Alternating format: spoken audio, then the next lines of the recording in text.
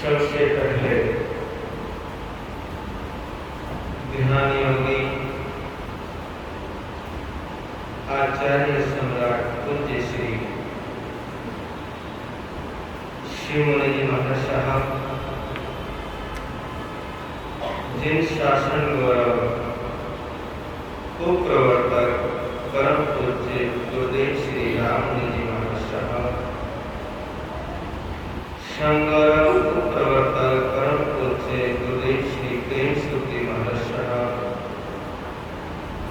संगरतन उपाध्याय प्रवर्तक परम पूज्य गुरुदेव श्री रविंद्र मुनि जी महाराज साहब इन चारों गुरु भगवंतों के चरणों में सत सत वंदन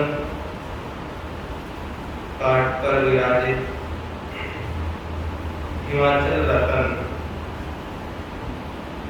परम पूज्य गुरुदेव श्री जितेंद्र मुनि जी महाराज साहब तेजस मुनि उपस्थित धर्म प्रेमी बंधुओं तथा माताओं बहनों आप सभी का गुरु सुदर्शन हाल में हार्दिक हार्दिक अभिनंदन स्वागत है। समश्री महापर्व पर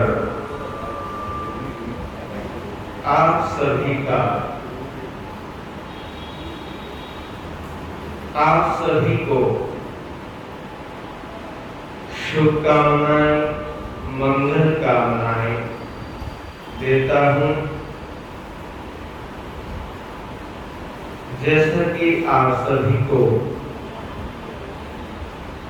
मालूम है कि भव्य आत्माओं ने इन भव्य आत्माओं ने 90 भव्य आत्माओं ने जब तक त्याग संयम साधना को अपनाकर इस जन्म मरण को खत्म कर सिद्ध बुद्ध और मुक्त मुक्त हो गए। अष्टम वर्ग के 7 अध्ययन आप लोगों ने कल सुने थे। अब अष्टम वर्ग में 8वां, 9वां और 10वां इन 3 अध्ययनों पर या इन 3 अध्ययनों को पूर्ण करके आज अंतगण सूत्र की पूर्णाहुति होने जा रही है। तो मूल पाठ में हम प्रवेश करें उससे पहले अपने अनंत परमात्मा को याद करते हुए, उनको महसूस करते हुए,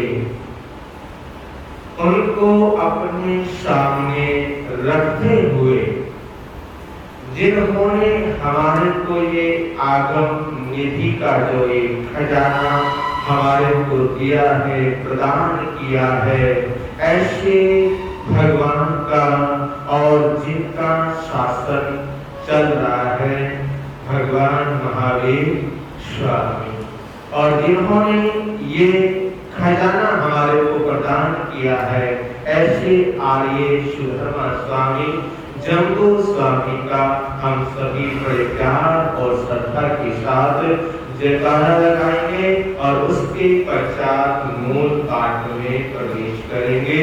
तो बड़े प्यार और श्रद्धा के साथ बोलिए, बोलिए शासनपति भगवान महावीर स्वामी आर्य सुधर्मा स्वामी भगवान आर्य जम्बू स्वामी भगवान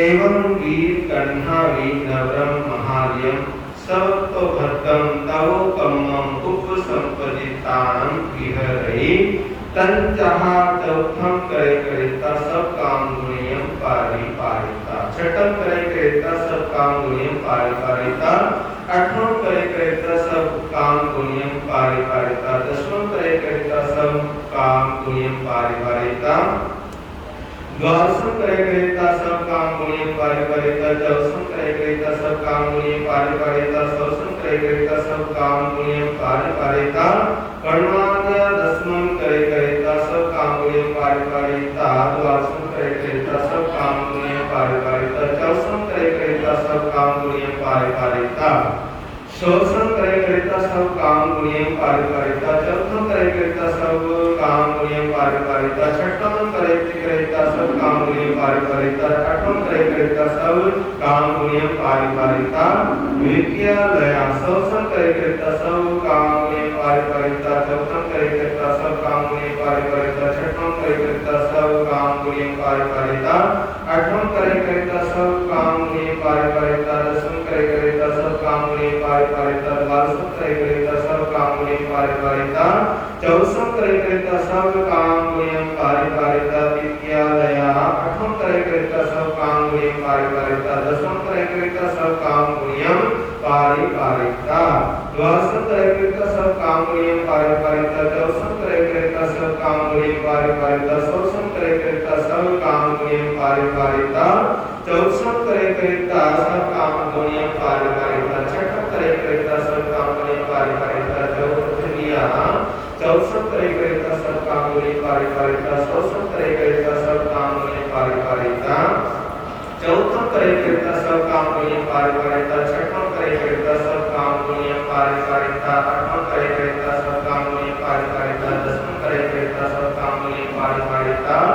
द्वादशम करे करेता सब काम गुणियम पारिता, पंचमी लया छठम करे करेता सब काम गुणियम पारिता, आठवां करे करेता सब काम गुणियम पारिता, दसवां करे करेता सब काम गुणियम पारिता, द्वादशम करे करेता सब काम गुणियम पारिता, चौदहम करे करेता सब काम गुणियम पारिता, सोलहम करे करेता सब काम गुणियम पारिता, चौथम करे करेता सब काम गुणियम पारिता, छठी नया द्वादशम करे करेता सब काम गुणियम पारिता, चौदहम करे करेता सब काम गुणियम पारिपारिता शोषण करिता सब काम गुणियम पारिपारिता जवसम करिता सब काम गुणियम पारिपारिता छठम करिता सब काम गुणियम पारिपारिता आठवां करिता सब काम गुणियम पारिपारिता दसवां करिता सब काम गुणियम पारिपारिता सप्तमी गया एक एकम गया एक अठमासा पंचयदिसा चंदन दो मानवाशा अठमासा विषम दीक्षा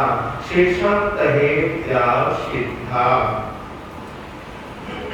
एवं राम कन्हावी नवरम भक्तो पड़िदम उपसंपदितान विहरै तम जहाँ द्वासम करिता सब काम गुणियम पारिपारिता चौसम करिता सब काम गुणियम पारिपारिता शोषम करिता सब काम गुणियम पारिपारिता 18 समम करिता सब काम गुणियम पारिपारिता विषयम करिता सब काम गुणियम पारिपारिता शोषम करिता सब काम गुणियम पारिपारिता 18 समम करिता सब काम गुणियम पारिपारिता विषयम करिता सब काम गुणियम पारिपारिता द्वासम करिता सब काम गुणियम पारिपारिता चौसम करिता सब काम गुणियम पारिपारिता विषम नियमम करिता सब काम गुणियम पारिपारिता द्वासम करिता सब काम गुणियम पारिपारिता चौसम करिता सब काम गुणियम पारिपारिता शोषम करिता सब काम गुणियम पारिपारिता 18 करिता सब काम गुणियम पारिपारिता चौसम करिता सब काम गुणियम पारिपारिता शोषम करिता सब काम गुणियम पारिपारिता 18 करिता सब काम गुणियम पारिपारिता विषयम करिता सब काम गुणियम पारिपारिता द्वासम करिता सब काम गुणियम पारिपारिता 18 करिता सब काम गुणियम पारिपारिता विषयम करिता सब काम गुणियम पारिपारिता द्वासम करिता सब काम गुणियम पारिपारिता शोषम करिता सब काम गुणियम पारिपारिता शोषम करिता सब काम गुणियम पारिपारिता एकाय कालो छम्मासा विषय दिशा चौन कालो तो वर्षा दो मासा विषय दिशा शेषम तहे जहाँ काली जाव सिद्धा एवं पीयूषेन कंठामि नवरम मुक्तावली तव कमं कोशम पतितान विरहितं जहाँ चौथम करिता सब काम गुणियम पारिपारिता छठम करिता सब काम गुणियम पारिपारिता चौथम करिता सब काम गुणियम पारिपारिता आठवां करिता सब काम गुणियम पारिपारिता चौथम करिता सब काम गुणियम पारिपारिता दसवां करिता सब काम गुणियम पारिपारिता चौथम करिता सब काम गुणियम पारिपारिता द्वादशम करिता सब काम गुणियम पारिपारिता चौथम करिता सब काम गुणियम पारिपारिता चौसम करिता सब काम गुणियम पारिपारिता चौथम करिता सब काम गुणियम पारिपारिता शोषम करिता सब काम गुणियम पारिपारिता चौथम करिता सब काम गुणियम पारिपारिता 18वां करिता सब काम गुणियम पारिपारिता चौथम करिता सब काम गुणियम पारिपारिता विषयम करिता सब काम गुणियम पारिपारिता चौथम करिता सब काम गुणियम पारिपारिता वागीषयम करिता सब काम गुणियम पारिपारिता चौथम करिता सब काम गुणियम पारिपारिता चौबीसम करिता सब काम गुणियम पारिपारिता चौथम करिता सब काम गुणियम पारिपारिता 26वां करिता सब काम गुणियम पारिपारिता चौथम करिता सब काम गुणियम पारिपारिता 28वां करिता सब काम गुणियम पारिपारिता चौथम करिता सब काम गुणियम पारिपारिता 30वां करिता सब काम गुणियम पारिपारिता चौथम करिता सब काम गुणियम पारिपारिता 32वां करिता सब काम गुणियम पारिपारिता चौथम करिता सब काम गुणियम पारिपारिता 34वां करिता सब काम गुणियम पारिपारिता चौथम करिता सब काम गुणियम पारिपारिता 32वां करिता एवं तहे ओसार ही जाव चौथम करिता सब काम गुणियम पारि एकाय कालो एकाश मासा कन्नस्य दिवसा चमुनं तिन्हि वर्षा दस्य मासा शेषम तहे जाव सिद्धा एवं महासेन कन्नावी नगरम आयंकिल वर्तमानम तव कमं कोशम पतितान विहरतं जहाँ आयंकिलम करिता चौथम करिता आयंकिलम आयंकिलायं करिता चौथम करिता तिन्हि आयंकिलायं करिता चौथम करिता चतारि आयंकिलायं करिता चौथम करिता पंचम आयंकिलायं करिता चौथम करिता छह आयंकिलायं करिता चौथम करिता एकोत्तरीय आयंकिलायं वटन वृतंती चौथम क्रियाय जावैं विलस्यं करे करेगा चौथम करेई तैनं सा महासे कन्हा अज्जा अंगिल वर्तमान तौ कम्मं चौदसहिं वासहिं तिहिय मासहिं दिसेहिय अहोरतेहिं आसुतम जाव सम कायेन आसे जाव आरहिता जेने अज चंद्रा अज्जा तेने वगच्छेता अज चंद्रा अज्जम नंदैनं सैनं वित्तानं सीता भगिं चौस्तेहिं जाव भाविमाने विरहि तैनं सा महासे कन्हा अज्जा तेनं आरहितं जाव औसो भय माने किथै तैनं सीसे महासे कन्हा एक अज्जाय कन्या त्याहिं कुवर्तावर्त काले चिंता जहा छंदस्य जाव अज चंद्रम अज्जम आपुक्षे जाव संग्रहणा कालम अन्नम कंकमायि हेरहि तैनं सा महासेन कन्या अज चंद्रनाय अज्जाय अंतिये सा मायहिं एकारस्य अंगाहि अहिजिता बहु बड़े पुन्नाय सत्रस्य वासै बलियाहि पालितः वास्याय सत्यनाय अपानं झूसेता सट्ठी वत्ताहि अनशरणाय छेदिता जसठाय वीरे जाव कमठम आराजी करिमुस सासनीय सासेहि सिद्धा बुद्धा अठ्ठीय वासा आदि एकत्रियाय जा सत्रस ए सोखलो परिताओ श्रेणीय भज्जान नायक हो एवं खलो जम्बू समयं भगवया महावीरं आयगरेणं जा संपत्तेनं अठमस्य अंगस्य अंतर्गतसानं अयमठ्ठे पणत्ते तीवेमि अंतर्गतसानं अंगस्य एको सुवखंडो अठवका अठेषु चेत् दिवसेषु उदिसि जन्ति तत्परणं विद्यावक्के 10 उद्देशका तयवक्के 13 उद्देशका 14 पंचवक्के 10 उद्देशका छठवक्के 16 उद्देशका सप्तमवक्के 13 उद्देशका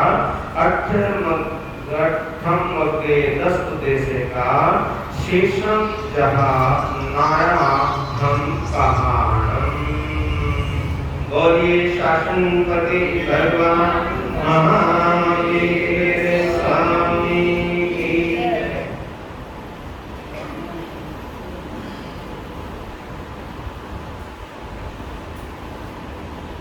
सुधर्मा स्वामी अपने शिष्य जम्बू स्वामी से कहने लगे, हे जम्बू, अंतगण सूत्र के 7वें अध्ययन में वीर कृष्णा जो कि श्रेणिक राजा की क्या है, रानी है, पत्नी है, और कौणिक की छोटी माता छोटी माता है। उन्होंने भगवान का उपदेश पाकर महासती चंदनवाला आर्य जी के पास दीक्षा धारण की, जिनका वर्णन है कि उन वीर कृष्णा आर्य जी ने दीक्षा लेने के अनंतर अपनी जननी सामान श्रीमती गुरानी जी की आज्ञा लेकर वहां सर्वतोभद्र नामक तपस्या करना प्रारंभ की। सबसे पहले उपवास किया, उपवास करके फिर पारणा किया, पारणा करके फिर बेला किया, पारणा करके फिर बेला किया। यूं चोला पचोला 6-7 चोला पचोला 6-7 उपवास, फिर बेला, फिर तेला, फिर 7, फिर उपवास, फिर बेला, तेला, चोला पचोला 6, तेला, चोला पचोला 6-7 उपवास, बेला 6-7 उपवास, बेला तेला चोला पचोला, बेला तेला चोला पचोला 6-7 उपवास, पचोला 6-7 उपवास, बेला तेला और फिर चोला किया। इस प्रकार इस तप की यह परिपाटी हुई। इसे करके साथ ही साथ दूसरी परिपाटी उन्होंने प्रारंभ कर दी, शुरू कर दी। परंतु इस बार पारने में दूध, दही, घी आदि विगेन स्निग्ध पदार्थ खाना उन्होंने बंद कर दिया। इसी तरह तीसरी परिपाटी भी उन्होंने पूर्ण की। इस तपस्या के पारने के दिन घी, मिष्ठान आदि विगयों से लेपित मात्र वस्तुओं तक का उन्होंने त्याग कर दिया, केवल लूखा भोजन किया। चौथी परिपाटी की तपस्या के पारने के दिन तो लूखे भोजन को भी पानी में भिगोकर खा लेने का नियम उन्होंने लिया। और आपको मैं बतला देता हूँ, जब हम आइंदिल की साधना करते हैं या आइंदिल करते हैं, आइंदिल की साधना कैसे होती है तो यहाँ पे बतलाया है कि लूखी रोटी जिसके अंदर कोई घी नहीं लगा, जो सूखी रोटी है, उस सूखी रोटी को लेना और उस सूखी रोटी के टुकड़े करना, टुकड़े कर फिर उसको प्राशुद्ध जल में उन रोटी को भिगो देना, मिला देना। जब रोटी उस पानी के अंदर मिल जाए, मिक्स हो जाए, और मिक्स होने के बाद उसको क्या कर जाना, उसको पी जाना। असलियत में आइंदिल ऐसे ही हुआ करता है। तो नियम इस तप की एक परिपाटी करने में तपस्या के दिन 196 लगते हैं और पारने के 49 दिन होते हैं। ये कुल 245 दिन इसमें एक बार लगते हैं। चारों ही परिपाटी के करने कुल 2 वर्ष 8 मास और 20 दिन पूरे लगते हैं। उन वीर कृष्णा आर्य जी ने इस महासर्वतोभद्र नामक तपस्या करने के पश्चात फिर भी फुटकर तपस्याएं अपने जीवन के अंदर की और अंतिम समय में संधारा करके मुक्ति में जाकर विराजमान हो गए। इसी प्रकार राजा श्रेणी की रानी और कौनी की छोटी माता राम कृष्णा देवी ही भगवान महावीर का उपदेश सुनती है। उपदेश श्रवण कर श्री चंदन बालाजी के द्वारा दीक्षित होती है। इन सब दीक्षित श्री राम कृष्णा आर्य जी ने अपनी पूज्या गुरानी जी की आज्ञा प्राप्त कर भद्रोत्तर नामक तपस्या को लिया। उन्होंने प्रारंभ किया। सबसे पहले प्रथम पंचोला किया, 5 उपवास किए। पारना करके फिर उन्होंने 6 उपवास किए। पारना करके फिर उन्होंने 7 उपवास किए। यूं 8 9 7 8 9 5 6 9 5 6 7 8 6 7 8 9 5 8 9 5 6 और 7 किए। इस प्रकार एक परिपाटी पूरी हुई। यो 4 पूरी परिपाटियां उन्होंने की। दूसरी परिपाटी के पारने के दिनों में समस्त विषय वस्तुओं का सेवन बिल्कुल ही उन्होंने छोड़ दिया, अर्थात त्याग कर दिया। तीसरी परिपाटी में विवेक की लेपित मात्रा वस्तु का त्याग किया और चौथी परिपाटी के पारणों ने आइंबिल किए। एक बार की परिपाटी श्रृंखला में कुल 175 दिन तपस्या के और 25 दिन पारने के। 175 दिन तपस्या के और 25 दिन पारना के। यो चारों में ही कुल 2 वर्ष 2 मास और 20 दिन लगते हैं। रामकृष्ण आर्य जी के द्वारा इस भद्रोत्तर नामक तप को करने के पश्चात छुटकर और भी काफी मात्रा में उन्होंने तपस्याएं की। अंतिम दिनों में संध्यारा करके मुक्ति में जाकर विराजमान हो गए। इसी प्रकार राजा शैण्य की रानी कौनिक की छोटी माता विकृष्ण कृष्णा देवी ने भगवान का उपदेश श्रवण किया। भगवान का उपदेश श्रवण करके उनको वैराग्य भाव हो गया और वैराग्य भाव होने के बाद महासती चंदनबाला जी आर्य जी के शरण में जाकर उन्होंने भिक्षा अंगीकार की। कृष्णा आर्य जी ने अपनी पुरानी जी की आज्ञा प्राप्त कर मुक्तावली नामक तपस्या उन्होंने जागी प्रारंभ की। सर्वप्रथम उपवास किया, पारणा करके फिर उन्होंने बेला किया, पारणा करके फिर उन्होंने उपवास किया, पारणा करके फिर उन्होंने तेला किया। यो एक उपवास बीच में करती हुई इनकी संख्या को 16 तक उन्होंने पहुंचाया। फिर इसी प्रकार बीच में उपवास करती हुई जिस प्रकार ऊपर की ओर चढ़ी थी उसी प्रकार एक उपवास तक वे उतरी। इस प्रकार एक परिपाटी यहाँ पर होती है। काली रानी की तरह चारों ही परिपाटियां लड़ियां उन्होंने संपूर्ण की। इसकी एक परिपाटी में पूरे 59 दिन पारने के होते हैं और अवशेष तपस्या के दिन यूं कुल मिलाकर 11 महीने और 15 दिन होते हैं। चारों ही परिपाटियों के करने में कुल 3 वर्ष और 10 महीने लग जाते हैं इस मुक्तावली तपस्या करने में।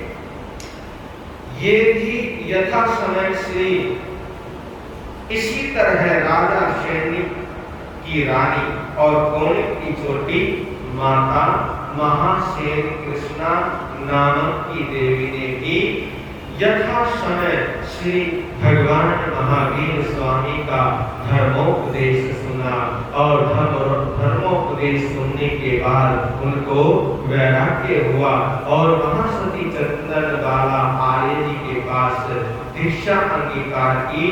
उन्होंने अपनी पूजनिया पुराणी जी की आज्ञा लेकर आइंबिल वर्धमान नामक तपस्या उन्होंने प्रारंभ की।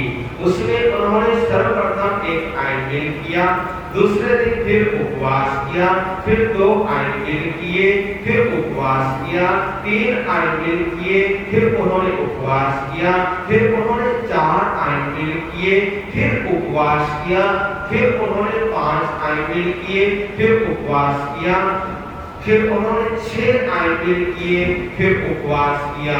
यो बीच में उपवास करते हुए पूरे 100 आइंबिल उन्होंने 100 उपवास उन्होंने किए। उन महासेन कृष्णा आर्य जी ने आइंबिल वर्धमान तपस्या करने में पूरे 14 वर्ष 3 मास और 20 दिन उन्होंने लगाए।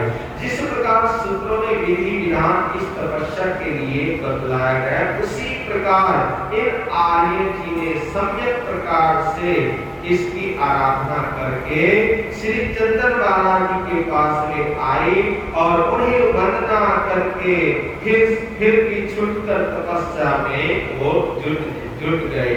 ऐसी तपस्या करने से इन महासेन कृष्णा आर्य जी का शरीर बुद्धि और मांस से प्राय रहित हो गया, अर्थात वो कमजोर हो गए, दुर्बल हो गए। पर तपस्या के प्रभाव से शरीर उनका तेजोमय और अनुपम कांति की तरह चमकता रहा। तत्पश्चात उन महासेन कृष्णा आर्य जी को एक दिन पिछली रात्रि में खंडक की तरह विचार उत्पन्न हुआ कि जो भी मेरा शरीर इस तपस्या से कृष्ण हो गया है, कमजोर हो गया है, तथापि कुछ और शक्ति मुझ में अभी क्या है, मुझ में अभी विद्यमान है। अतः कल सूर्योदय होते ही महासती चंदन बालाजी से पूछकर मुझे संथारा ग्रहण कर लेना चाहिए। तदनुसार प्रातः काल होते ही उन्होंने अपने धर्मजन की पुरानी जी की आज्ञा प्राप्त कर संथारा ग्रहण किया। अर्थात यश के लिए मैं अधिकृत हूँ या दुख के कारण मैं शीघ्र ही मरूं, इन संपूर्ण प्रकार के संकल्प विकल्पों से रहित होकर समाधि मार्ग में प्रसन्न चित्त से रहने लगी। इन महाशय कृष्णा आर्य जी ने श्री चंदन बालाजी से समय से लगाकर 11 अंकों तक का सर्वांग ज्ञान अध्ययन किया। लगातार के 17 वर्षों तक चारित्र का पालन किया। अंतिम समय में पूरे 1 मास का संथारा लेकर अंतिम श्वासोश्वास में अपने संपूर्ण घनघाती कर्मों को नष्ट कर मुक्ति में पधार गए, मुक्ति में जाकर विराजमान हो गए। काली आर्या जी ने 8 वर्ष चारित्र पालन किया। दूसरी सुकारी ने 9 वर्ष किया।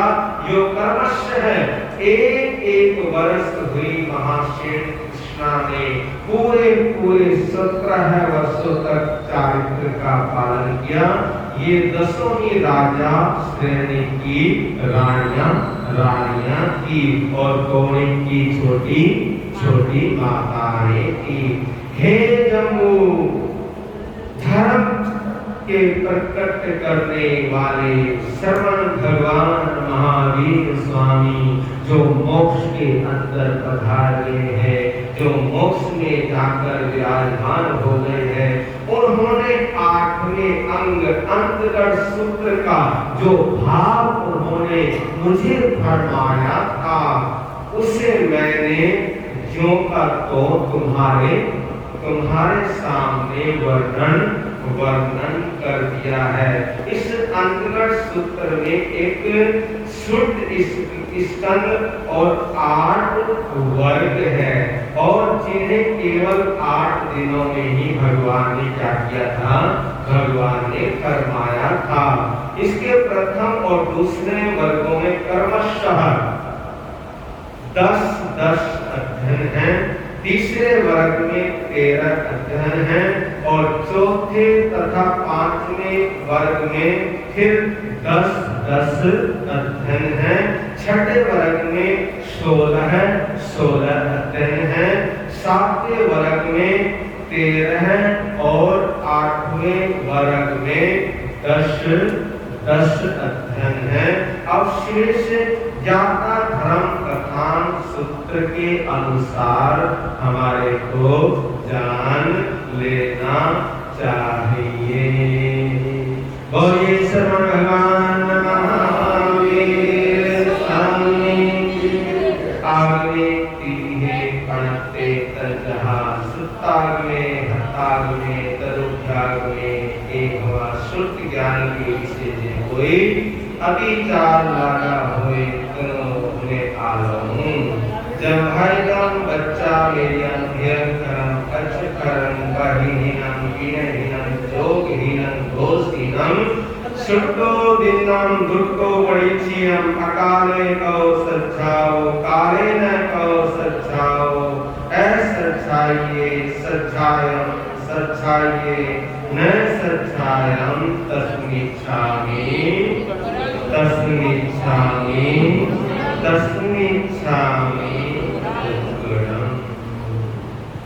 इस प्रकार आप सभी ने बड़े श्रद्धा और भक्ति के साथ जो ये 8 दिवसीय धर्म यात्रा की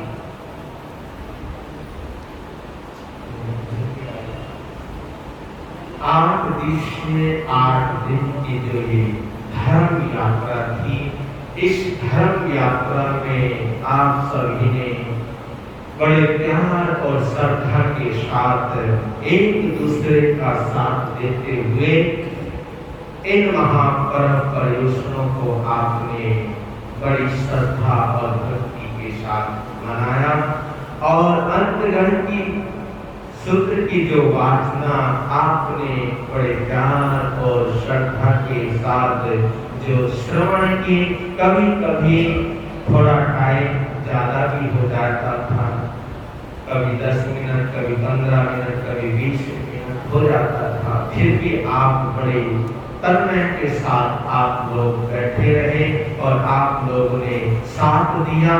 आपने साथ दिया तो मेरे को भी सुनाने में थोड़ा आनंद आया। बहुत अच्छा, अति उत्तम। अंतगण सूत्र की आज क्या होती है? पूर्णाहुति। पूर्णाहुति होती है भगवान की दिव्य वाणी सुनने का और सुनाने का आप सभी को, और हम कोई जो शुभ अवसर प्राप्त हुआ है, ये सौभाग्य है हम सभी का, ये पुण्य है हम सभी का, जो हमने अपने इन कानों के द्वारा भगवान की क्या सुनी? भगवान की वाणी सुनी। इस जिह्वा के द्वारा भगवान का गुणगान, भगवान का गुणगान किया है। तो आज क्या है? आज महापर्व संवत्सरी का दिन है। आज संवत्सरी महापर्व है। संवत्सरी महापर्व का क्या महत्व है? हमारी जैन परंपरा में इन पर्वों का क्या महत्व है? इसका अनुभव करने के लिए कुछ पहलुओं के ऊपर आपके समक्ष थोड़ी सी चर्चा करने चाहूंगा, लेकिन उन पहलुओं के ऊपर चर्चा करने से पहले गीत की कुछ पंक्तियां आप सभी बड़े प्यार और श्रद्धा के साथ गुनगुनाने का भाव रखेंगे। पहले सुनिए, सुनने के बाद फिर चिंतन कीजिए, चिंतन करने के बाद फिर अपनी वाणी को मुखरित कीजिए, अपनी वाणी से उच्चारण कीजिए इन शब्दों को, और चिंता के साथ नहीं करना, चिंता के साथ उच्चारण नहीं करना। किसके साथ करना है हमारे को? है चिंतन के साथ करना। किसके साथ करना है? चिंता को छोड़ देना है, चिंता को खत्म कर देना है, और चिंता को खत्म करके चिंतन के साथ हमारे को क्या करना है? इन शब्दों को गाना है। तो गाइए बड़े प्यार और श्रद्धा के साथ।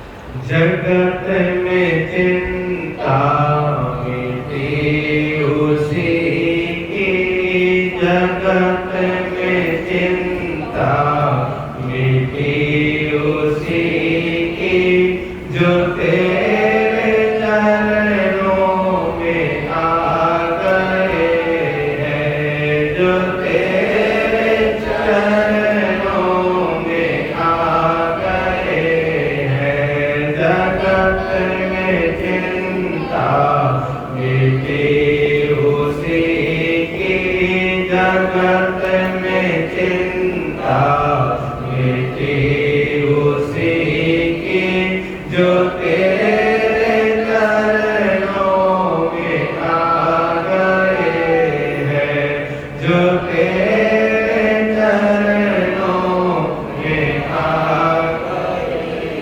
वही हमेशा हरे भरे हैं, वही हमेशा हरे भरे हैं, जो तेरे चरणों में आ गए हैं, जो तेरे चरणों में आ गए हैं। जगत में चिंता मिटे उसी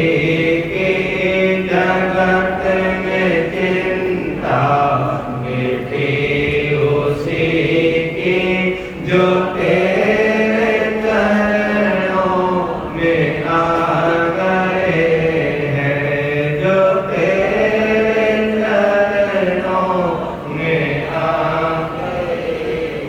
न पाया तुझको अमीर बनकर, न पाया तुझको फकीर बनकर, न पाया तुझको अमीर बनकर, न पाया तुझको फकीर बनकर।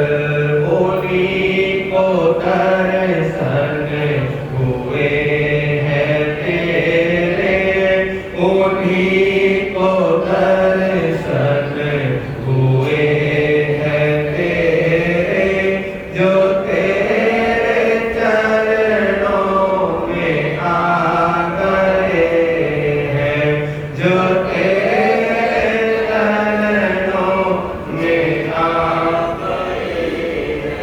जगत में चिंता मिटी उसी की, जगत में चिंता मिटी उसी की, जो तेरे चरणों में आ गए हैं, जो तेरे चरणों में आ गए। न पाया तुझको किसी ने बल से, न पाया तुझको किसी ने छल से, न पाया तुझको किसी ने बल से, न पाया तुझको किसी ने छल से। उन्हीं को दर्शन हुए हैं तेरे, उन्हीं को दर्शन हुए हैं तेरे, जो तेरे चरणों में आ गए हैं, जो तेरे चरणों में आ गए हैं।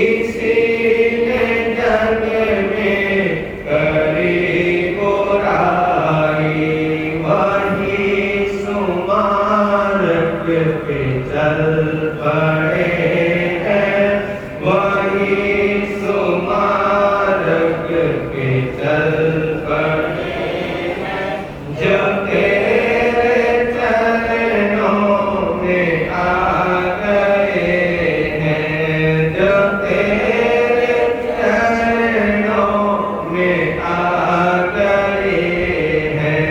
जगत में चिंता मिटी उसी की, जगत में चिंता मिटी उसी की, जो तेरे चरणों में आ गए हैं, जो तेरे चरणों में आ गए हैं। वही हमेशा हरे भरे हैं, वही हमेशा हरे भरे हैं, जो तेरे चरणों में आ गए हैं, जो तेरे चरणों में आ गए हैं, जो तेरे चरणों में आ गए हैं। परमात्मा से दो तरह का संबंध होता है। कितने तरह का है? परमात्मा से दो तरह का संबंध होता है, दो प्रकार का संबंध होता है। एक शाब्दिक और एक आत्मिक, एक शाब्दिक और एक आत्मिक। शाब्दिक संबंध यानी हम स्वयं भी सुन सकते हैं और औरों को भी सुना सकते हैं। शाब्दिक संबंध हम स्वयं भी सुन सकते हैं और औरों को भी सुना सकते हैं, दूसरों को भी सुना सकते हैं। शाब्दिक संबंध यानी जिह्वा से जो संबंध जुड़ा हुआ है। किससे जुड़ा हुआ है? जिह्वा से, जो हमारी जबान है, जिह्वा से जो संबंध जुड़ा हुआ है, यानी गर्दन के ऊपर का जो संबंध है, गर्दन के ऊपर का जो संबंध है, जो जिसको हम दिमागी संबंध भी कहते हैं। क्या कहते हैं? दिमागी संबंध भी कहते हैं। बुद्धि का संबंध भी कहते हैं। लेकिन ये जो संबंध है, ये सारे पहाड़ी संबंध है। क्या है? ये जितने भी संबंध मैंने आपको अभी बतलाए, ये सारे के सारे संबंध जो है, ये सारे संबंध बाहरी है। यानी जब बुद्धि से हम जुड़ते हैं, अपने दिमाग से हम जुड़ते हैं, अपनी बुद्धि से हम जब जुड़ते हैं, तो उसके अंदर आत्मीयता नहीं होती। आत्मीयता के भाव नहीं होते। आत्मीयता की गहराई नहीं होती। हृदय की गहराई नहीं होती। दिल की गहराई नहीं होती। और जहाँ पर दिल की गहराई ना हो, हृदय की गहराई ना हो, हृदय से ना जुड़ा हो, अंदर से ना जुड़ा हुआ हो, वहाँ पर हार्दिक अनुभूति के कभी भक्ति हो ही नहीं सकती। भक्ति कब होती है?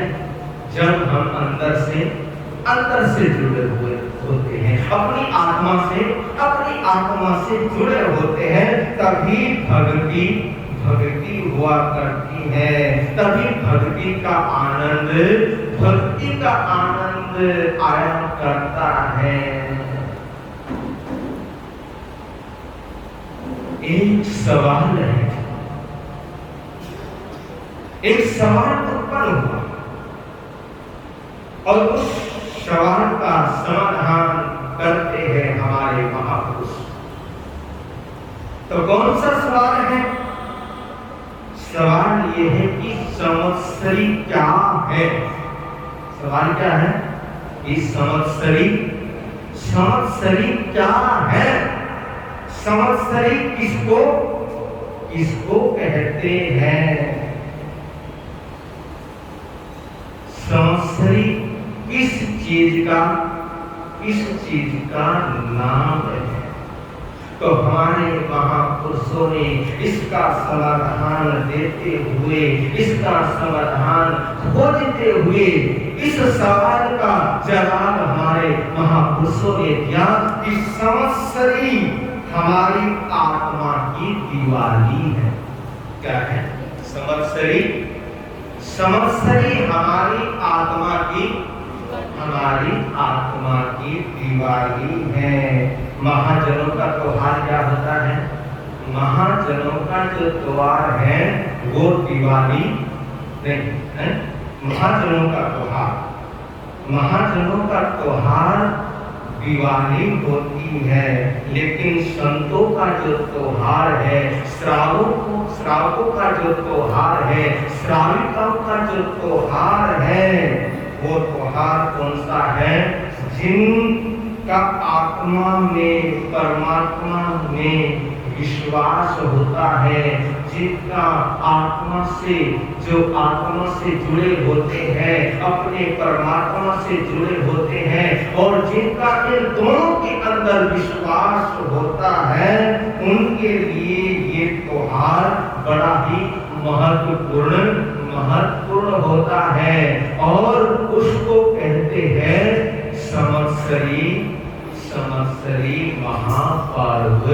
संवत्सरी यानी आत्मा की दिवाली। संवत्सरी यानी आत्मा की दिवाली। संवत्सरी यानी आत्मा में उजाला। संवत्सरी यानी आत्मा की निर्मलता, आत्मा की शुद्धता, आत्मा की पवित्रता और भावों की पवित्रता, भावों की शुद्धता को संवत्सरी महापर्व कहते हैं। जब हमारी आत्मा भावों के द्वारा प्रकाशित होती है, जब हमारी आत्मा अपने भावों के द्वारा, अपने विचारों के द्वारा, भावों के द्वारा हमारी आत्मा जब प्रकाशित होती है, उसे हम संवत्सरी महापर्व कहते हैं। ये शरीर को सजाने का पर्व नहीं है। ये पर्व शरीर को सजाने का पर्व नहीं है, आत्मा को सजाने का पर्व है। किसको सजाने का पर्व है? आत्मा को सजाने का पर्व है। ये पर्व अपनी आत्मा को देखने का पर्व है। ये पर्व अपने आप को जानने का पर्व है, अपने आप को देखने का पर्व है। और जो अंतर कलुषित या मलिनता हो गई, उस मलिनता को दूर करने का ये महापर्व संवत्सरी समझती है। और इस पर्व को मनाने के लिए, इन पर्वों को मनाने के लिए 7 दिनों से हम लोग क्या करते हैं? तैयारियां करते हैं।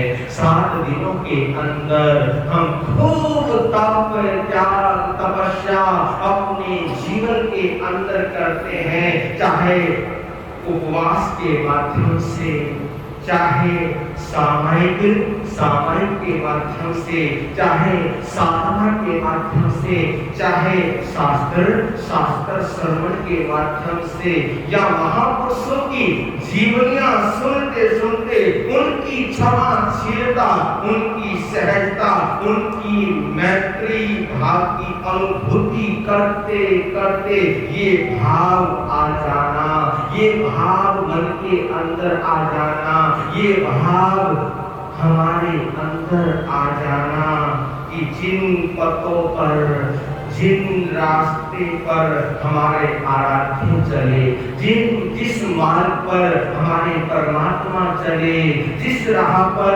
हमारे 24 तीर्थंकर चले, हमें भी उनका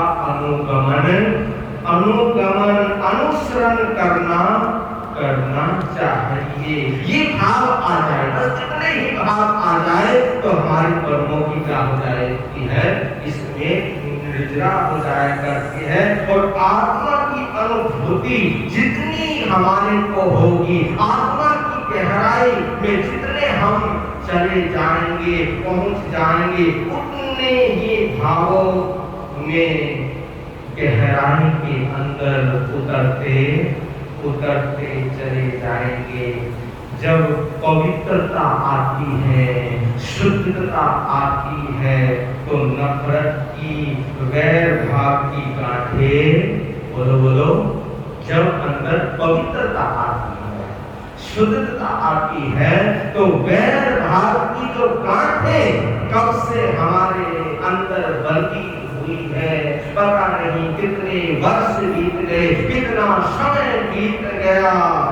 जब पवित्र होता है दिल, पवित्र होता है मन, तो नफरत की, वैर भाव की गांठें क्या हो जाती है, खुलनी प्रारंभ हो जाती है, निकलनी प्रारंभ हो जाती है। जैन धर्म को निर्ग्रंथ धर्म कहा। क्या कहा? हमारे जैन धर्म को निर्ग्रंथ धर्म कहा, निर्ग्रंथ धर्म। और इस धर्म के और भी नाम है, अपने जैन धर्म के और भी नाम हैं। इसे हम आत्मा का धर्म भी कहते हैं। क्या कहते हैं? निर्ग्रंथ धर्म तो कहते ही कहते हैं, लेकिन इस धर्म को हम क्या कहते हैं? आत्मा का धर्म भी कहते हैं, अरहत का धर्म भी कहते हैं, जैन धर्म भी कहते हैं। तो निर्ग्रंथ धर्म, जिनके अंदर कोई ग्रंथि नहीं होती, जिनके अंदर कोई गांठ नहीं होती, ऐसा धर्म हमारे को अरिहंत परमात्मा ने हमारे को ऐसा धर्म दिया है और हमारे को बतलाया, हमारे को समझाया है कि मेरे साथ को, मेरे संतों, मेरे श्रावकों, जब तक तुम्हारे दिल के अंदर, मन के अंदर गांठें बंधी रहेगी, राग द्वेष की ये गांठें बंधी रहेगी, तब तक तुम धर्म के आराधक नहीं हो सकते। जब तक गांठें हैं, हम वीतराग परमात्मा के उपासक नहीं हो सकते।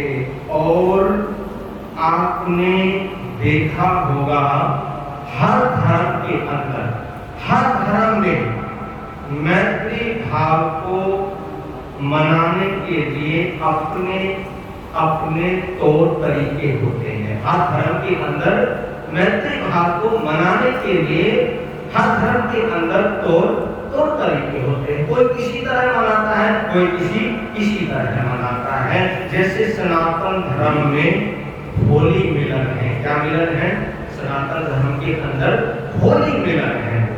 जब हम दिल के गंदे ख्यालों को छोड़कर, दिल के गंदे ख्यालों को छोड़कर गले मिलते हैं, उसको होली मिलन कहते हैं। क्या कहते हैं उसको होली मिलन कहते हैं। देखिए, चेहरा भी गंदा हो जाता है। क्या हो जाता है? जब होली आती है तो आदमी पहचान में भी नहीं आता, आदमी का चेहरा भी गंदा हो जाता है, आदमी का तन भी गंदा हो जाता है, शरीर भी गंदा हो जाता है, आदमी के कपड़े भी गंदे हो जाते हैं, लेकिन मन गंदा नहीं होता। उस समय मन गंदा नहीं होता। उसको कहते हैं होली मिलन। उसको क्या कहते हैं? होली मिलन। और मुसलमानों के अंदर भी ईद मिलन का त्योहार आता है। यहाँ पर भी मुसलमानों के यहाँ पर दो प्रकार की ईद आती है, दो तरह की ईद आती है। एक मीठी ईद आती है और एक बकरा ईद आती है। तो जो मीठी ईद होती है, पहले वो मीठी ईद मीठे से शुरुआत करते हैं। क्या करते हैं? मीठे से शुरुआत करते हैं और फिर अपने जो उनके गिले शिकवे होते हैं एक दूसरे के गले मिलकर उन गिले शिकवों को वो क्या करते हैं? खत्म करते हैं। तो इस तरह वो ईद, मीठी ईद मनाते हैं।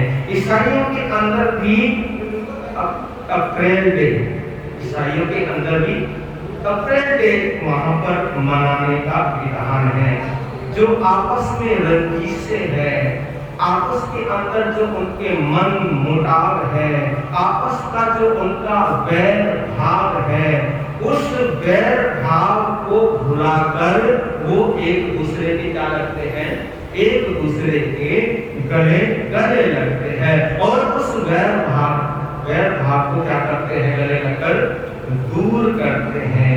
इसी प्रकार जैन धर्म का त्योहार भी महापर्व संवत्सरी महापर्व है। हमारा भी ये महापर्व है।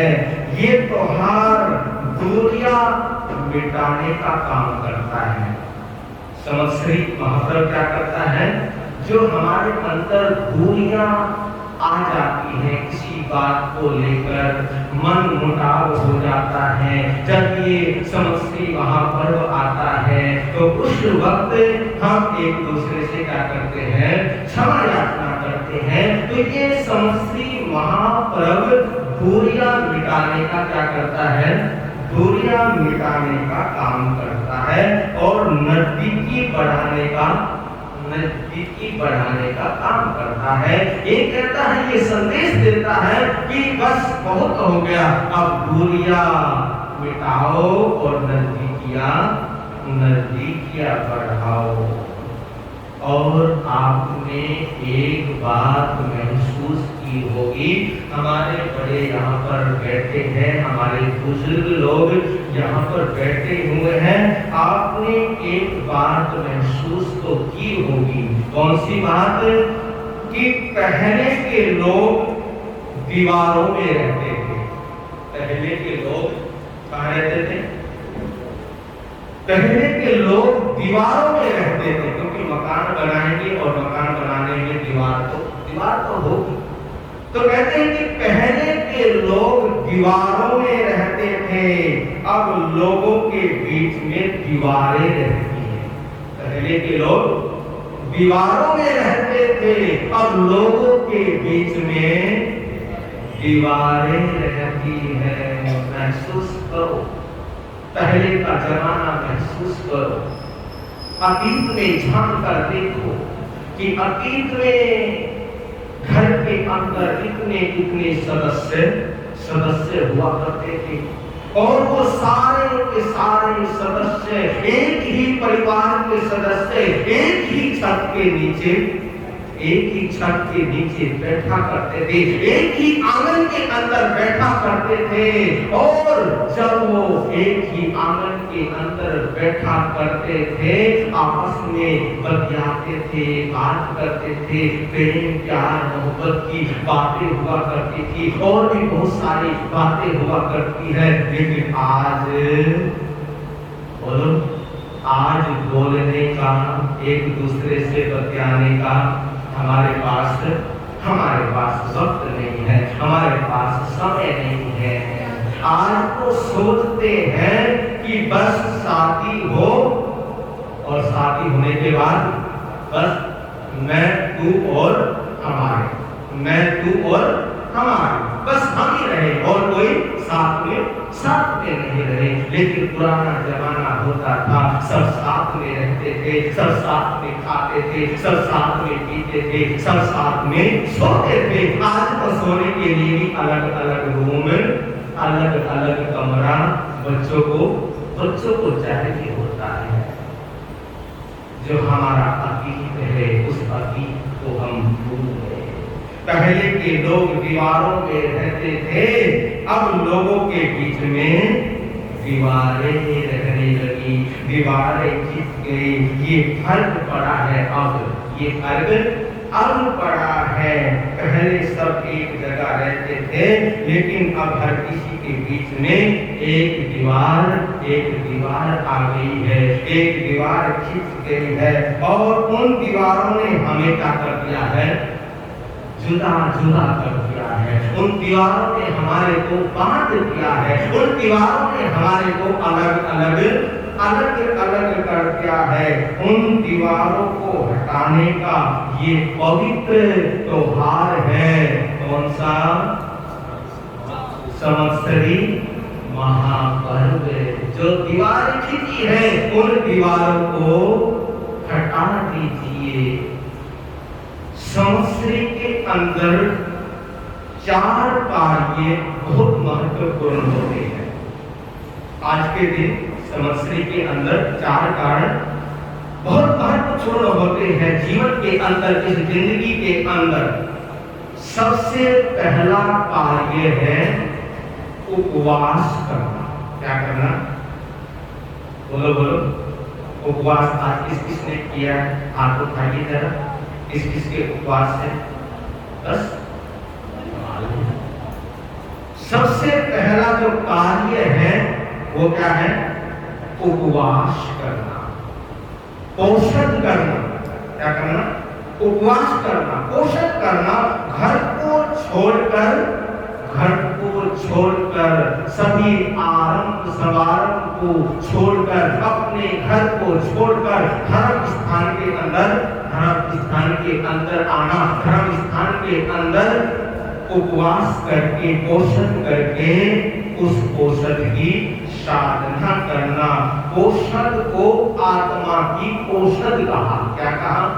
पोषण को आत्मा की औषध कहा। औषध मतलब दवाई। औषध मतलब दवाई। जो पोषण करता है वो आत्मा के नजदीक पहुंचता है। तो पहला है उपवास, औषध। और आज के दिन आप सभी को यहाँ पर रहकर क्या करना है? पोषण की साधना करनी है। भाइयों को भी करनी है और बहनों को भी करनी है। तो उपवास, पोषण और दूसरा है आलोचना। दूसरा क्या बताया? दूसरा सूत्र आलोचना। तीसरा प्रतिक्रमण। चौथा क्षमा करना। शुरुआत किससे होती है? उपवास से। किससे होती है शुरुआत? शुरुआत उपवास से होती है। शुरुआत उपवास से हुई। पहले तन की शुद्धि बहुत जरूरी है। किसकी शुद्धि जरूरी है? तन की शुद्धि, इस शरीर की शुद्धि। किसकी शुद्धि? इस शरीर की शुद्धि बहुत जरूरी है। इस तन की शुद्धि बहुत जरूरी है। और तन की शुद्धि किससे होती है? बोलो। शरीर की शुद्धि किससे होती है?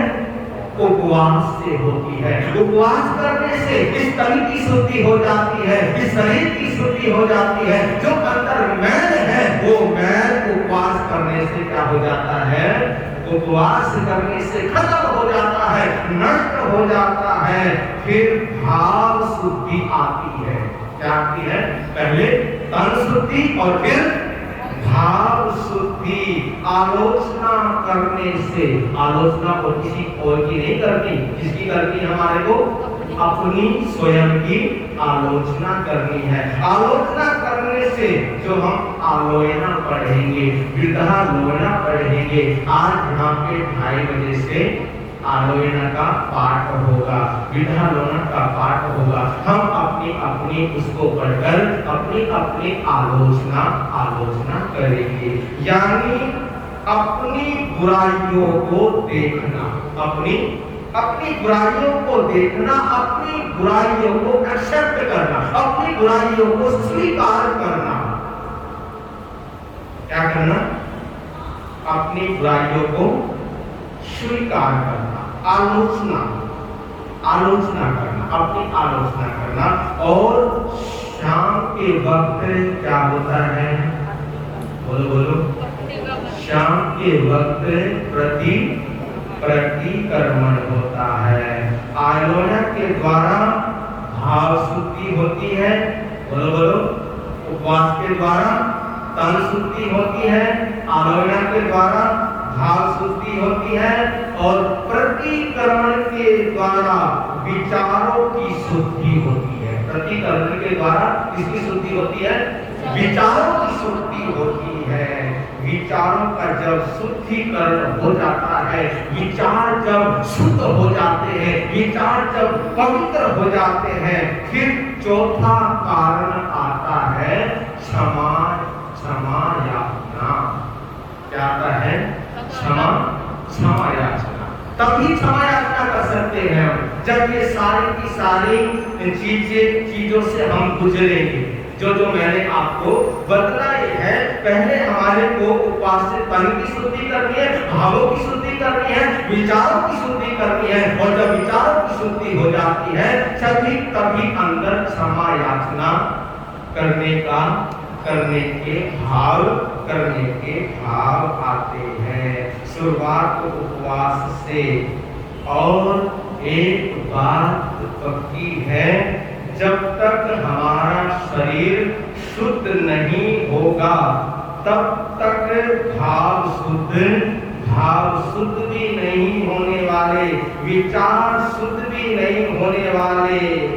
और जब तक ये सारी चीजें नहीं हो जाती तब तक हम किसी को गले लगाने के भाव हमारे मन के अंदर आ ही नहीं सकते। जब तक इनकी शुद्धि नहीं हो जाती तब तक हमारे मन के अंदर किसी को माफ करने के भाव, किसी को क्षमा करने के भाव हमारे मन के अंदर आ ही नहीं सकते। माफ भी करना है और माफी भी देनी है। आज के दिन हमारे को क्या करना है? बोलो। माफ भी करना है और माफी भी देनी है। एक शब्द आता है कीमत थमावना। आपने पढ़ा होगा, आपने सुना होगा ये शब्द। एक शब्द आता है कीमत थमावना। पहले मैं माफ करता हूँ, इसका मतलब क्या हुआ? पहले मैं माफ करता हूँ, फिर माफी मांगता हूँ। पहले मैं माफ करता हूँ, कीमत थमावना। पहले मैं माफ करता हूँ, फिर मैं माफी मांगता हूँ। महावीर ने, प्रभु ने, अरिहंत परमात्मा ने बड़ी ही अच्छी बात कही। उन्होंने कहा, वो कहते हैं अगर कांटा घुस गया, अगर हमारे पैर में, हमारे पांव के अंदर अगर कांटा घुस गया तो उस कांटे को तुरंत क्या कर दो? तुरंत निकाल दो। अगर कांटा घुस गया तो उस कांटे को तुरंत निकाल दो, नहीं तो वो कांटा तुम्हारे को बेचैन कर देगा, वो कांटा तुम्हारे को सोने नहीं देगा, वो कांटा तुम्हारे शरीर के अंदर पीड़ा उत्पन्न कर देगा, वो कांटा तुम्हारे शरीर के अंदर दुख उत्पन्न कर देगा, तुम्हारे को सोने नहीं देगा, तुम्हारे को चैन से रहने नहीं देगा। जब तक उस कांटे को नहीं निकालोगे वो तुम्हारे अंदर दिक्कत पैदा कर देगा। तो ऐसे ही एक कांटा शरीर में घुसता है और एक कांटा मन में लगता है। सुना मैंने क्या कहा?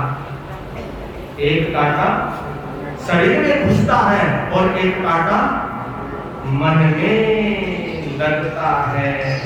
शरीर का कांटा इतना नुकसान नहीं देता, शरीर का कांटा इतना परेशान नहीं करता, शरीर का कांटा इतना दुखी नहीं करता जितना नुकसान मन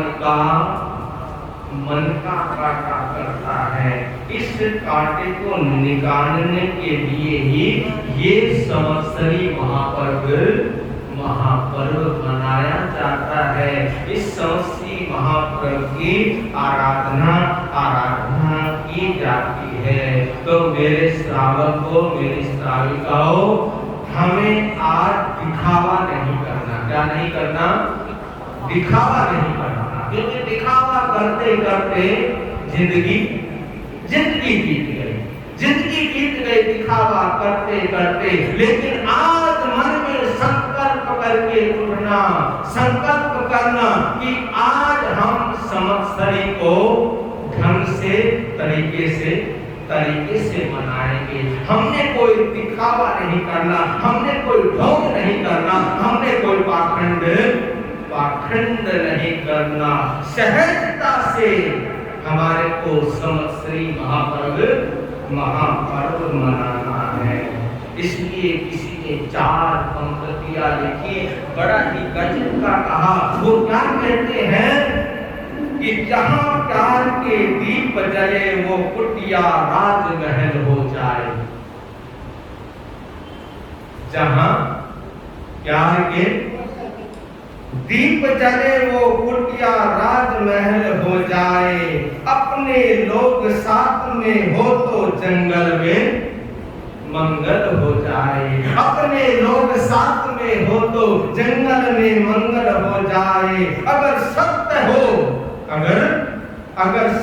हो और सादगी साथ सद्भाव साथियों।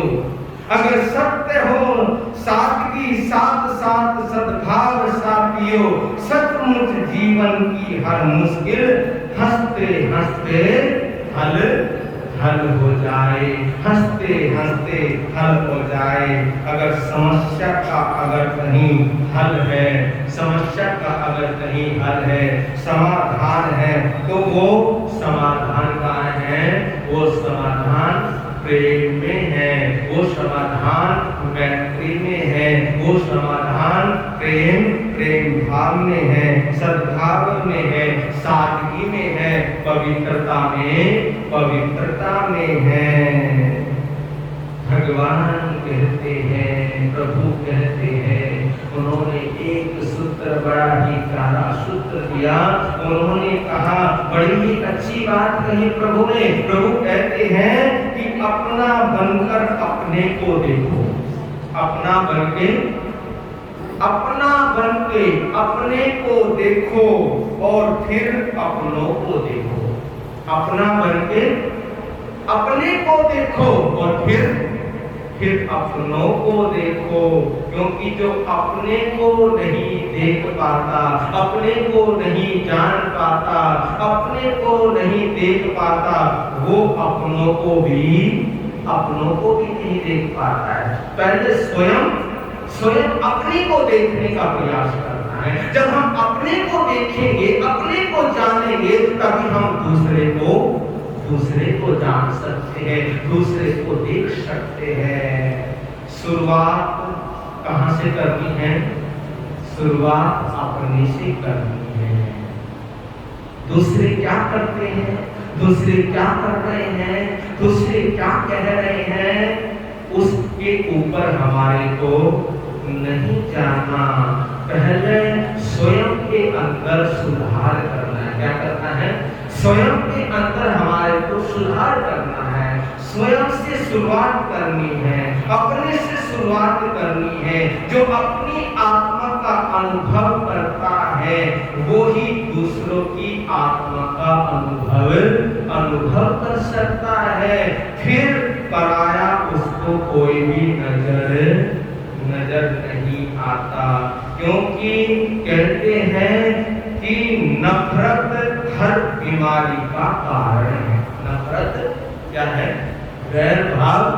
नफरत हर बीमारी का कारण है और मोहब्बत हर बीमारी का इलाज है। नफरत हर बीमारी का कारण है। जो मोहब्बत है, जो प्रेम भाव है, जो मैत्री भाव है, मोहब्बत हर बीमारी का इलाज है। मोहब्बत से हर बीमारी का क्या हो जाता है? इलाज हो जाया करता है। नफरत जहर है। नफरत क्या है? नफरत जहर है और मोहब्बत अमृत है। नफरत जहर है और मोहब्बत अमृत है। देखा जाए तो हम हमारे अंदर से महावीर मर चुका है। देखा जाए तो सोचने वाली बात है, चिंतन और मनन करने वाली बात है कि देखा जाए, अगर हम सोचेंगे, चिंतन करेंगे और चिंतन करने के बाद आप वो पाएंगे। देखा जाए तो हमारे अंदर से आज महावीर क्या हो चुके हैं? आज हमारे अंदर से महावीर मर चुके हैं।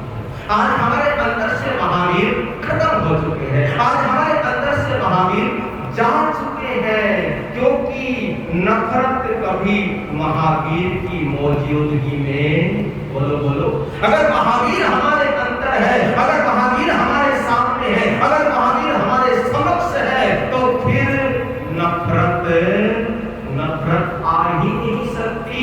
नफरत किसी से हो ही नहीं सकती, क्योंकि महावीर मौजूद है, महावीर हमारे समक्ष है, हमारे सामने है।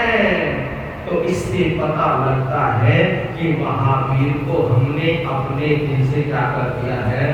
अपने दिल से दूर कर दिया है, अपने दिल से निकाल दिया है। तभी तो आज हर जगह, हर संत समाज में ये विघटन पैदा होते हैं, क्योंकि हम अपने महावीर को भूल गए, अपने परमात्मा को भूल गए, उनको हमने भुला दिया है। उनके जो सूत्र थे, अहिंसा परमो धर्म, जियो और जीने दो, जो उनका संदेश था, उन संदेशों को हमने क्या कर दिया है?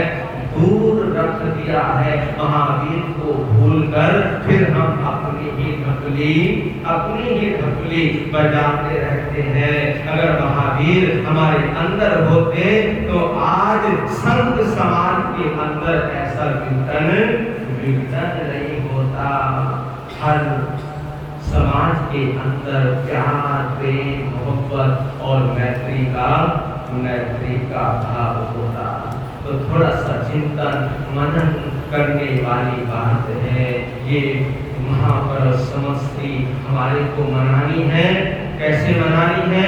महावीर को समक्ष रख के मनानी है, महावीर को आगे रख के मनानी है, महावीर को अपने दिल के अंदर उतार कर मनानी है, महावीर को अपने मन के मंदिर में बिठाकर जब हम महापर्व समस्ती मनाएंगे तो देखना फिर आपके जीवन के अंदर उजाला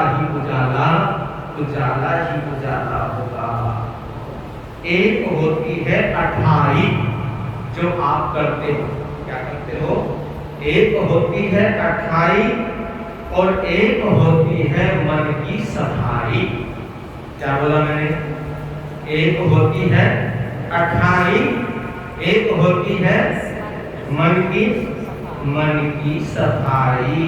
तो ये जो त्योहार है, ये मन की सफाई करने के लिए ये त्योहार आता है। वैर भाव से हम अंदर से गंदे हो जाते हैं। क्या हो जाते हैं? अगर हमारे मन के अंदर वैर भाव आ जाए, वैर भाव आने के तुरंत बाद हम अंदर से क्या हो जाते हैं? अंदर से गंदे हो जाते हैं। और प्रेम भाव से हम अंदर से क्या हो जाते हैं?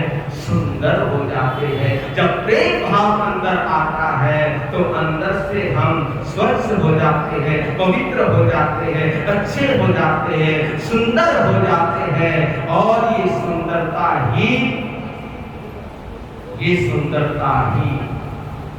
हमारी आत्मा का कल्याण करेगी। तो आज आपने प्रतिक्रमण करने से पहले एक चिंतन जरूर करना है। क्या करना है? एक चिंतन जरूर करना है। क्या चिंतन करना है? कि जो भी मेरे से रूठे हुए हैं, जो भी मेरे से रूठे हुए हैं, जिनसे अभी तक मैं बोला नहीं हूँ, जिनसे मैंने दुश्मनी रखी है, उस दुश्मनी को आज के दिन में क्या करूंगा? खत्म करूंगा। आज के दिन मैं उनसे बोलना प्रारंभ करूंगा। आज के दिन से, आज से मैंने उनसे क्षमा याचना करनी है। कोई बात नहीं, ये मत सोचना कि मैंने क्षमा याचना की है लेकिन मेरे को दूसरे ने क्षमा याचना नहीं की। कोई बात नहीं, वो उसका विषय है, वो करता है या नहीं करता। आप लोगों ने अपना क्या करना है? आप लोगों ने अपना फर्ज निभाना है। और उस फर्ज को फर्ज जब हम निभाएंगे तो देखना हम अंदर से क्या हो जाएंगे? निर्मल हो जाएंगे। तो इतनी सी है दिल की आरज़ू, इतनी सी है। आप सबके लिए बोल रहा हूं, तीनों संतों की ओर से बोल रहा हूं कि इतनी सी है दिल की आरज़ू, हम सबको माफ करें। इतनी सी है दिल की आरज़ू, हम सबको आप माफ करें, सब हमको माफ करें। इतनी सी है दिल की आरज़ू, हम सबको माफ करें, सब हमको माफ करें। तो ऐसे भाव जब मन के अंदर आएंगे तो ये महोत्सव दिवाली हो जाएगी। और इस महावीर के त्योहार की हमारे को मजाक नहीं बनानी। क्या नहीं बनानी? ये जो त्योहार है, महापर्व संवत्सरी का जो ये त्योहार है, ये जो महावीर का जो त्योहार है, इस त्योहार को हमारे को मजाक में नहीं लेना, इसको मजाक नहीं बनाना, इसे मजे से बनाएंगे। मजाक में नहीं मनाना, किससे मनाना है? इसको मजे से मनाना है, इसको खुशी मनाना है, इसको आनंद के द्वारा मनाना है। जब मजे से मनाएंगे तो मजा आएगा और ये पर्व मनाने हमारे क्या हो जाएंगे? सार्थक हो जाएंगे। वीर नाम के हीर मोती, गुरु नाम के हीर मोती, प्रभु राम के हीर मोती, गणित राम गले ले लो रे कोई राम का प्यारा, शोर मचाऊं गली गली। ले लो रे कोई गुरु का प्यारा, शोर मचाऊं। दौलत के दीवाना सुन लो, एक दिन ऐसा आएगा, धन दौलत और महल खजाना यहीं पड़ा रह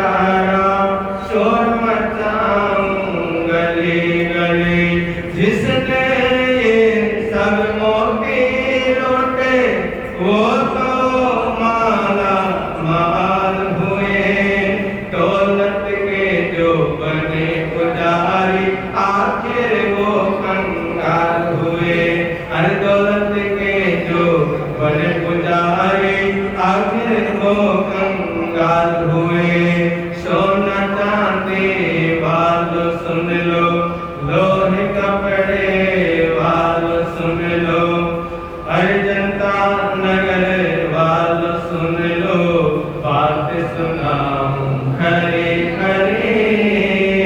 ले लो रे कोयला का प्यारा, शोर मचाऊं गली गली।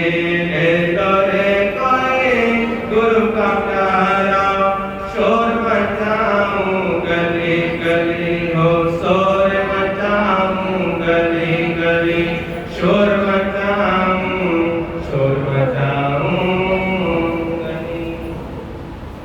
बहुत अच्छा, अति उत्तम। आप सभी ने बड़े प्यार और श्रद्धा के साथ आपने श्रवण किया। बाकी और